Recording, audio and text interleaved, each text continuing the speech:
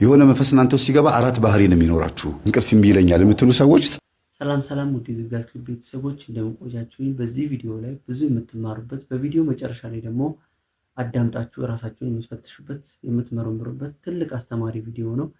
መተት ሲላከብንና መናፍስት በውስጣችን ሲገቡ እነዚህን አራት ባህሪያቶች ይኖሩናል ማለት ነው።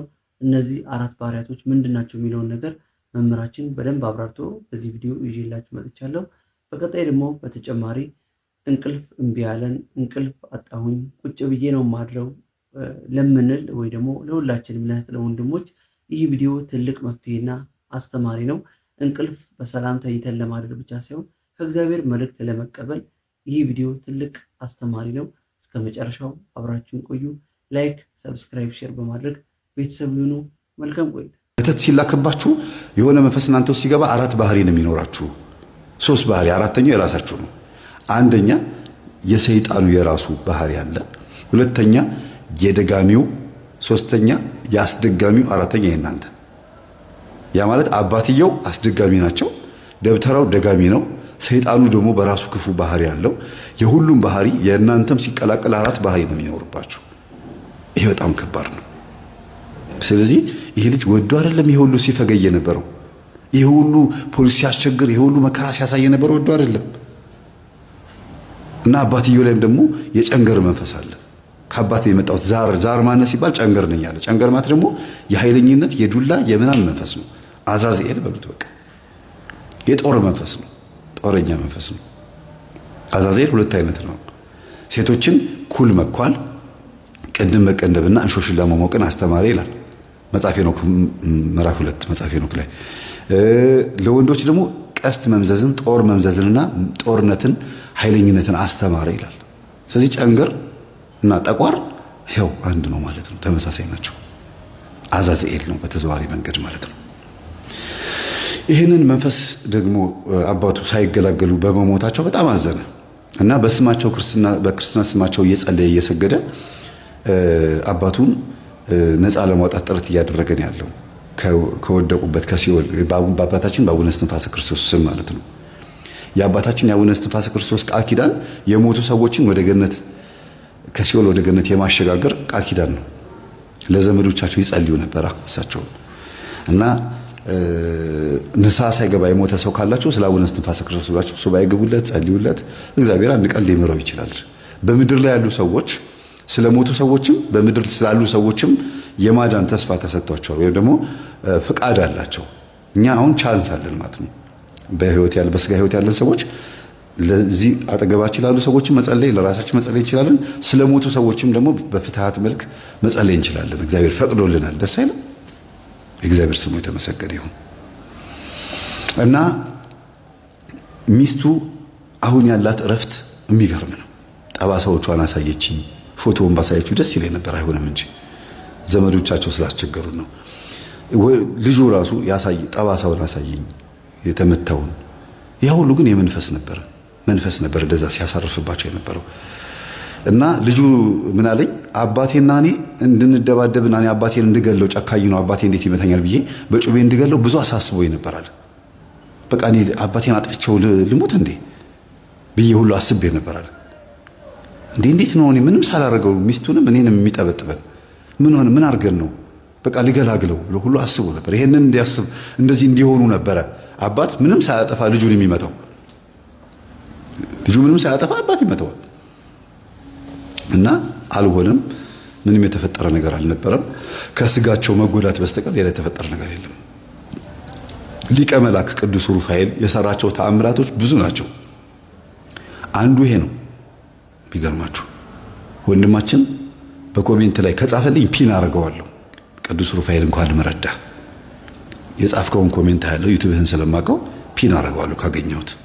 ስለ ቅዱስ ሩፋኤል ብትጽፍልኝ ደስ ይለኛል፣ ምን ያህል እንደወደደ። ስለ ቅዱስ ሩፋኤል ሰምተህ አምነህ ራሱ ስዕሉን ፕሪንት አድርገህ ጀርባ ላይ ማድረግ በራሱ የሚገርም ነው።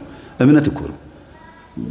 ድርሳነ ሩፋኤል ላይ ምን ይላል? ተአምሩ ላይ ማለት ነው። ሁለት ወጣት ወንዶች ቅዱስ ሩፋኤልን በጣም ይወዱታል። ግንበኞች ናቸው፣ መሐንዲሶች ናቸው እና በድሮ ዘመን ነውና እነዚህ ግንበኞች ሩፋኤልን ስዕሉን ስላጡ በጭቃ በሲሚንቶ አድርገው ግድግዳ ላይ ስዕሉን ሳሉት፣ እየለጣጠፉ ሳሉትና የ6 ሰዓት ጸሎት ሲደርስ ምሳቸውን በልተው ከጨረሱ በኋላ መተው ከምሳቸው በፊት ጸልየው ከዛ ምሳቸውን በልተው ነው ወደ ስራቸው የሚመለሱትና አንድ አይሁዳዊ ወይም ደግሞ በወቅቱ የግሪክ ፈላስፋም የሆኑ ሰዎች ናቸው ይባላልና መጥቶ የቅዱስ ሩፋኤልን ስዕል ሰደበባቸውና ፈቀፈቀው ከግድግዳ ላይ። ተው ረፍ፣ ይሄ ስዕል ነው ሩፋኤል ነው እያሉ እየነገሩት ሲፈቀፍቀው እያላገጠ ሲፈቀፍቀው እጁን ቆረጠው ነው የሚለው። እጁን መታው፣ ሽባ አደረገው፣ መሬት ላይ ጣለው፣ ልምሾ አደረገው ይላል። ነው ብላችሁ ካመናችሁ ነው በቃ ሩፋኤል ነው ይሄ ስዕል ካላችሁ ነው፣ ሚካኤል ነው ካላችሁ ሚካኤል ነው። እናንተ ነው ብላችሁ ባማናችሁበት ላይ ግን ሌላ ሰው መጥቶ የሆነ ነገር ሊያደርግ ከሞከረ የእጁን ያገኛል። እንዴ የመድኃኔዓለም ስዕል ላይ ሽንቱን የሸና ፕሮቴስታንት ብልቱ እንዴት እንደተበላሸ ሰምታችኋል አይደለም እንዴ? በቲክቶክ አላያችሁ እንዴት እንደሆነ? እኔና ይቀጣ ብሎ እንዴት እንደወጣ። ስለዚህ አንድን ነገር ሲቃወሙ ሰዎች ወይም ስትቃወሙ ወይም ይሄን ትምህርት የምታዳምጡ መናፍቃን የምትቃወሙትን ነገር ማወቅ አለባችሁ። መጥፎ ነው ብላችሁ ብታስቡም እንኳን መቃወም ያለባችሁ እስከ ጥግ ድረስ እንደዚህ ሳይሆን ስለ ጉዳዩ በደንብ በማወቅ ነው፣ እርግጠኛ በመሆን ነው። ምክንያቱም በተሳሳተ አመለካከት ውስጥ ሆናችሁ ልትጎዱ ልትቀሰፉም ትችላላችሁ። አይደለም መልአኩ ቅዱስ ሩፋኤል ቀርቶ ሰይጣኑ ራሱ እንኳን እኮ ሰዎችን ይቀስፋል አይደል እንዴ? ለምን ንብረት የነካችሁብኝ በቡና በሚፈላበት በረከቦቱ አጠገብ ለምን አለፍሽብኝ ብለው እግራቸውን የሚሰብራቸው ልጆች አሉ። አንድም በቡና በምታፈላው እናትየው፣ አንድም ደግሞ ወድቃ ልትሰበር ትችላለች። በእርግማን ልትሰበር ትችላለች። እግርሽን ይስበረው ዞር በዚህ ውልውልባት በይብኝ ካሉ ያው ዛሩ እናትየው አፍ ላይ ሆኖ እግሯን ይሰብራታል። እና አይደለም ቅዱስ ሩፋኤልም ሰይጣንም እንኳን ይሰብራል። እና ጥንቃቄ ያስፈልጋል ለሁሉ ነገር። ዝም ብሎ ደፋር መሆን አያስፈልግም። እኔ ኃጢአተኛና በደለኛ ነኝ፣ ጌታዬ ነው ኃይሌ ኢየሱስ ክርስቶስ ነው፣ መላእክቶች ይጠብቁኛል ለሚባለው እንጂ ይህ እንደዚህ በቃ መደንፋት አያስፈልግም። እኛ ከቅዱሳን የተማርነው ከአባ እንጦንስ ከአባ መቃርስ የተማርነው ይሄን ነው። ሲኦል ገነት እስኪገቡ ድረስ በሯ ላይ እስኪደርሱ ድረስ ይላል አይደለም እንዴ አባታችን አባ መቃርስ አባ እንጦንስ እስኪገቡ ድረስ ሰይጣን እኔ ኃጢአተኛና በደለኛ ነኝ፣ እኔ አቅም የለኝም፣ የኔ አቅም ክርስቶስ ነው እያሉ ነበረ። ልክ ገነት መግባታቸውን እርግጠኛ ሲሆኑ ሰይጣን አሁን አሸነፍኩ አሉት፣ እርግጠኛ ሲሆኑ። ስለዚህ በዚህ ምድር ላይ ሆነን በጣም እርግጠኛ መሆን ያለብን እግዚአብሔር እኛን እንደሚወደን እንጂ እኛ እንደምንወደው አይደለም። ሰይጣን እኛ እግዚአብሔር እንደምንወደው እርግጠኛ መሆን የለብንም። አንተ ነህ የምትወደኝ እንጂ አልወድህም፣ አንተ ነህ ስለምትወደኝ ነው በህይወት ያለሁት ነው የሚባለው። አንተ ስለምታፈቅረኝ፣ አንተ ስለታገስከኝ፣ ቀኑንና ማታውን የምታፈራርቀው አንተ ስለታገስከኝ ነው እንጂ በእኔ ፍቅር፣ በእኔ ጸሎት፣ በእኔ ስግደት አይደለም ነው የሚባለው። እንድንሰግድ እንድንጸልይ የታዘዝነው በሱ ምን ጸድቅ ሆነን ሳይሆን ስንሰግድ፣ ስንጸልይ፣ ስንጾም ጠላታችን ዲያብሎስን ስለምንመታው ነው።